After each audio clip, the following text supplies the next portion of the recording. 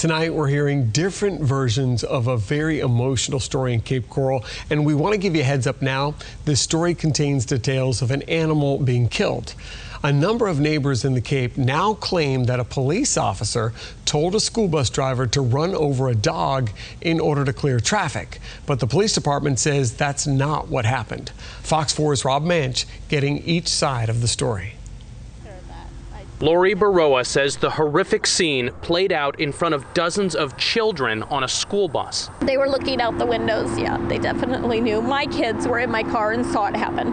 Baroa says what they saw happen was a scared, lost dog named Ginger huddled under a school bus and a police officer telling that bus to drive. Because of her making that bus move and the dog trying to keep up with the bus, I watched it get run over. Cape Coral police say the dog's death is tragic, but it's not the officer's fault. Our officer did not tell the bus to move. The officer did not order that bus driver to run over a dog. But Tia Snowden was also at the scene, and she isn't buying it. That's not true because the bus driver was listening to the officer.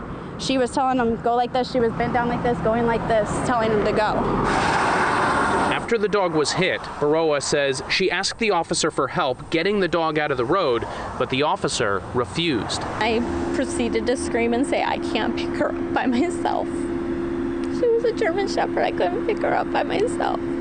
Cape Coral police say after reviewing dash cam footage, they see it differently. Our officer is on camera donning gloves, and she, according to the officer, she offered to help moving the dog and was refused. Snowden says she was there and the officer was not helpful. I thought she was going to help because she was putting on her gloves, but she did not help.